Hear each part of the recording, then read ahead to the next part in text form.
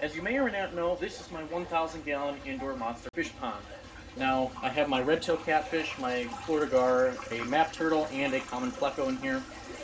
And this is the filter that I just built for it. If you saw that video, I am going to go, I didn't really cover the internals of the filter because I haven't really planned them out yet. But I got them planned out. I got all the media inside this filter now. The media in this one is actually contained in 5-gallon buckets stacked up from the bottom of this barrel to the top.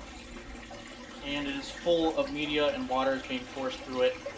Just biological. I don't have any kind of mechanical on or inside the filter. The mechanical filtration is on the outside of that pump down there that you can kind of see.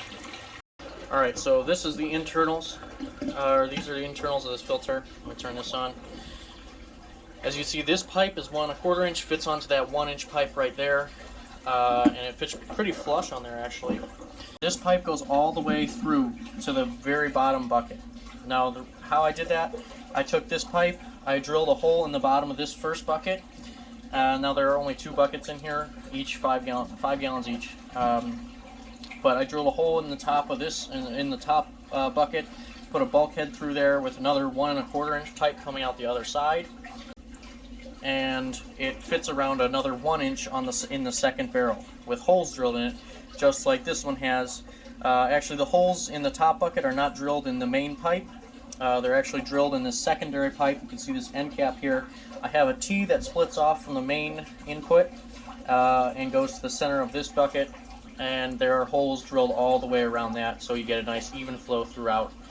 And then I have this string on here. There are holes drilled in the side, or in the sides of both buckets that allow me to, when I pick this up, the water will just simply drain out the sides. I'm going to pick this up a little bit.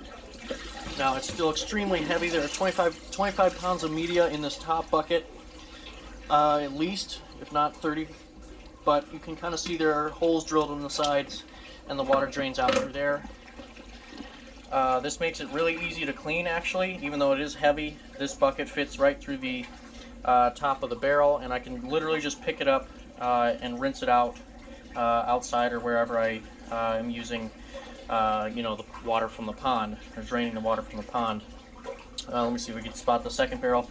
The second barrel, as you can see down there, I have just a hole drilled in the top, actually not drilled, but cut in the top of that lid that I put on there. The lid is basically just for support, supporting the top bucket. But yeah, and then when to put this back on, you pretty much just, I gotta use 2 hands for this, but you pretty much just rotate until the pipes line up, and then they just fit back together nice and flush. So I'm going to do that and then start this filter back up. Alright, so now I'm going to put this lid back on. Again, 1¼ inch fits right over top of the 1 inch, just like that. And this whole lid sits nice and flush around the edge, so you can screw the lid back on. Then when I turn this back on, it'll pressurize, come out that pipe right there. There we go. And you can see it's coming out the end, pressurizing, and there we go. Now you'll notice I have plenty more inside the second barrel. So I have at least another, I don't know, 65, 70 pounds. So I'm going to build another one of these with the updated internals, and that way I will be able to pretty much be able to clean both of these. Then I'll have 20 gallons of media total. Plus, if you saw on the inside of that, basically around the edges of the buckets, there is plenty of room, at least 6 inches on either side, for me to put more media. Anyway, thanks for watching. I thought maybe you found that informational. And if you like the video, like it and consider subscribing. See ya.